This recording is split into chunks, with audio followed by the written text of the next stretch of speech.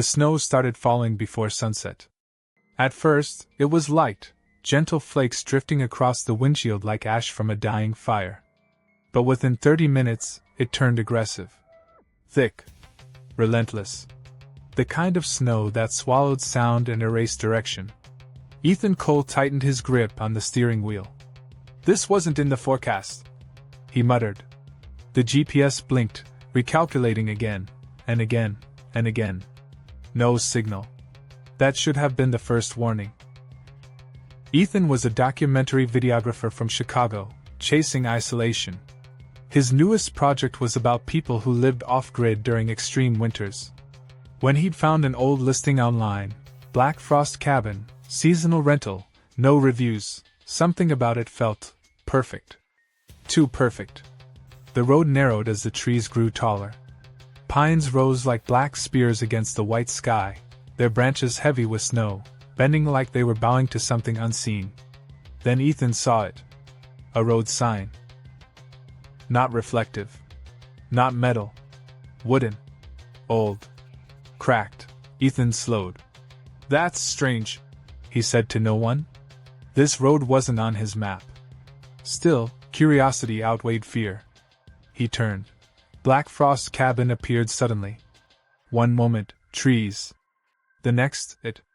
A large, 2-story log cabin, half buried in snow, standing alone in a frozen clearing. Smoke curled from the chimney, slow and deliberate. Ethan frowned. "I thought this place was empty." He parked. The cold hit him instantly, sharp, biting, unnatural. His breath fogged thickly, but the air smelled wrong. Not pine. Not smoke. Something metallic. The front door creaked open before he could knock. A woman stood there. Late 50s. Pale skin. Eyes too dark. "You made it," she said calmly. Ethan blinked. "How did you?" "We hear cars long before they arrive," she replied. "I'm Margaret. Come inside before the cold gets curious." That sentence didn't sit right. But Ethan's inside, the cabin was warm, too warm.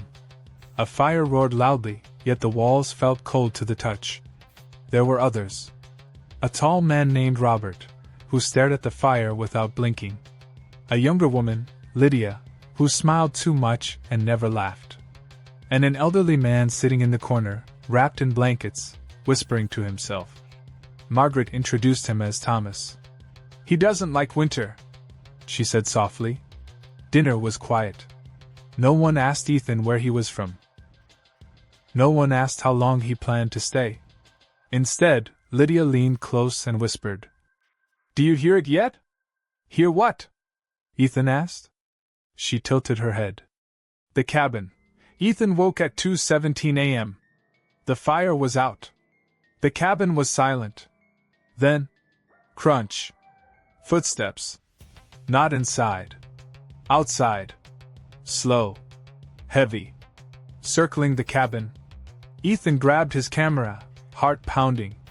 Through the frosted window, he saw a shape moving between the trees, tall, thin, wrong. Too many joints.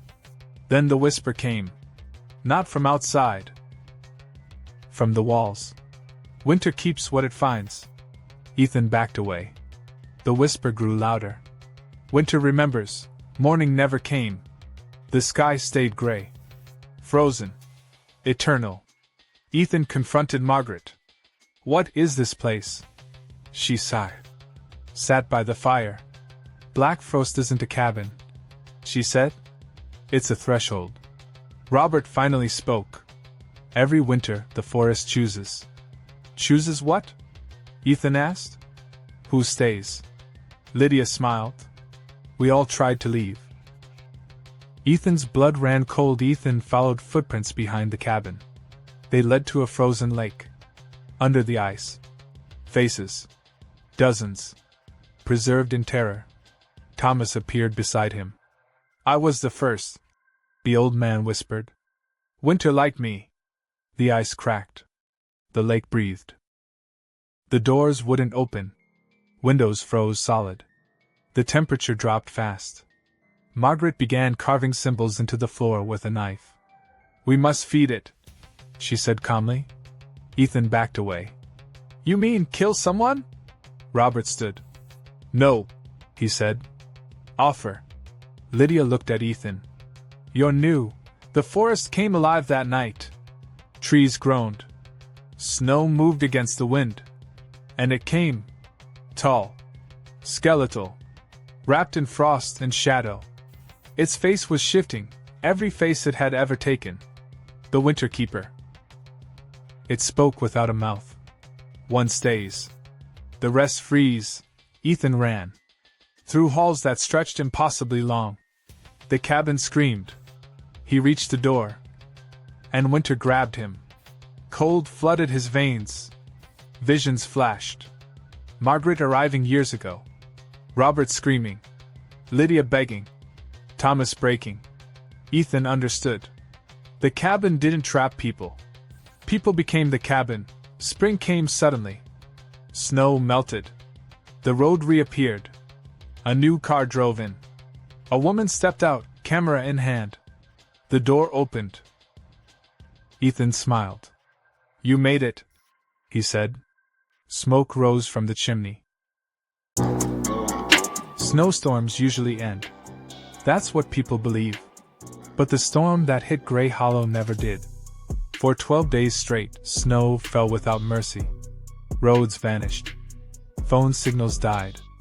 Power lines collapsed under the weight of ice.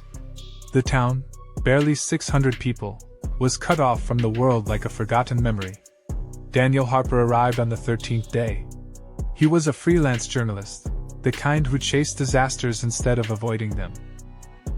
When reports surfaced online about a town buried under endless snow, Daniel knew it was his next story. By the time he reached the outskirts, daylight was already fading. The welcome sign was half buried, barely readable. Welcome to Grey Hollow. Population, 612. Something had scratched underneath. The number 612 was crossed out. Below it, someone had carved. Winter counts 2. Daniel swallowed and drove on. Grey Hollow looked abandoned. Cars sat frozen in driveways. Store windows were dark. Snowdrifts rose as high as rooftops. The silence was wrong, too complete, like the town itself was holding its breath. At the center stood a single building with lights on. Hollow Inn. Inside, warmth hit Daniel like a wall. A fireplace crackled loudly, almost desperately. A handful of people sat scattered around the lobby, silent, unmoving. The receptionist looked up slowly. You shouldn't be here, she said. Daniel smiled nervously. I get that a lot. Her eyes lingered on him longer than necessary. The storm doesn't let people leave, she whispered. That night Daniel learned the rules. A middle-aged man named Elias explained them quietly over weak coffee. Rule 1. No one goes outside after dark. Rule 2. If you hear knocking in the snow, don't answer. Rule 3. If Winter calls your name, don't respond. What happens if you break the rules? Daniel asked. Elias stared into his cup. Winter remembers you. Rising from at least one chimney, the Hollow Ridge Lodge was the only building with a clearly open door. Warm light spilled out onto the snow. Caleb hesitated. Every instinct told him not to go inside. But the cold made the decision for him. The door creaked as he stepped in. Heat wrapped around his body instantly. Too instantly.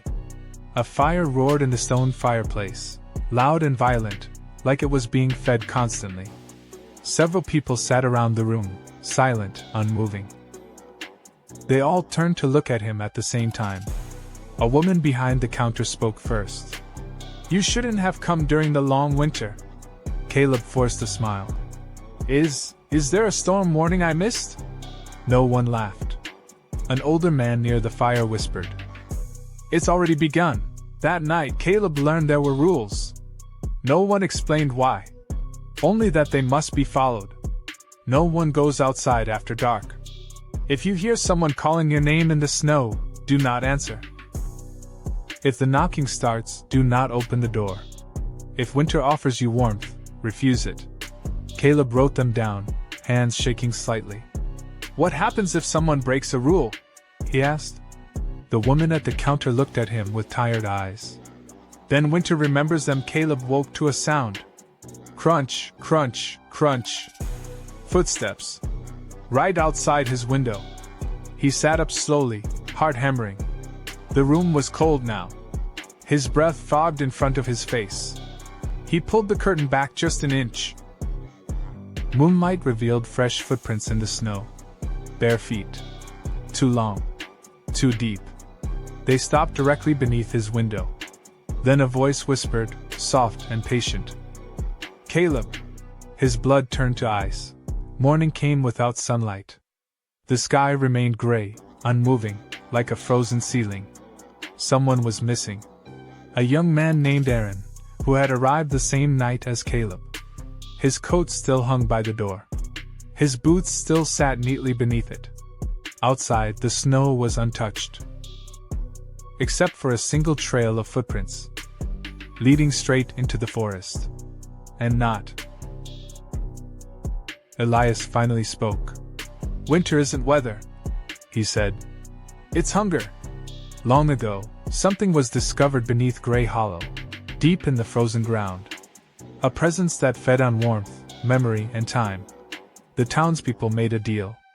Winter would take a few, and leave the rest. Until it didn't. The temperature inside dropped suddenly. Frost crawled up the walls like veins. The front door began to knock. Slowly. Deliberately. Someone screamed when a voice outside begged. "Please, it's so cold." They recognized the voice. It belonged to Martha. Panic broke the rules. Someone opened the door. Snow exploded inward. The storm poured inside like a living thing. By morning, 3 more people were gone. The footprints led inside the walls. Beneath the inn was a sealed cellar. They broke it open. Inside lay an ancient pit filled with ice, and something moving within it. A shape made of frost and faces. The winter that never ended. It spoke without sound. "I will stop, when remembered forever." Daniel wrote his last journal entry with shaking hands. The storm was quiet now. Satisfied. Grey Hollow would survive another cycle. Daniel stepped outside voluntarily. The cold welcomed him like an old friend. By spring, the road reopened. The town was empty. Except for a new name scratched into the welcome sign. Population, 611. The storm wasn't supposed to be there. Caleb Morgan checked his phone for the 3rd time, even though he already knew what it would say. No signal. The GPS screen on his dashboard flickered, froze, and then went black completely. Outside the windshield, snow fell so thick it erased the road 10 feet ahead. The headlights cut narrow tunnels through the white, but the darkness swallowed them just as quickly. "This is insane," Caleb muttered. He was supposed to be covering a simple story. Small towns surviving extreme winters. That was it. Human interest. Isolation. Survival. The kind of slow, atmospheric documentary that streaming platforms loved. Winter Hollow wasn't even supposed to be difficult to reach. Yet somehow, the road he was driving on didn't appear on any map he'd downloaded. And worse, he couldn't remember when he'd last seen it turn off. The sign appeared suddenly, like it had been waiting. Caleb slammed the brakes. Snow sprayed across the windshield as the car skidded sideways before stopping just inches from a wooden post half buried in ice. The sign was old. Hand-carved. No reflective paint. Just 3 words. Winter Hollow, 2 miles. Below it, carved much more recently, were deeper scratches. Turn back. Caleb stared at it for a long time. Then he laughed nervously. "Yeah, right." He put the car back into drive. The moment he passed the sign, the storm changed. The wind died. The snow slowed. And the silence became unbearable. Winter Hollow sat in a valley surrounded by towering black pine trees. Every rooftop was buried under snow. Cars were frozen in place like abandoned toys. Streetlights glowed dimly through sheets of ice. No people. Not a single one. Caleb parked near the center of town, his boots crunching loudly as he stepped out. The cold was sharper here, unnatural. It didn't just chill the skin. It felt like it pressed inward, searching. Then he noticed something wrong. There were no footprints. None. Despite the lights being on. Despite smoke rising from at least one chimney.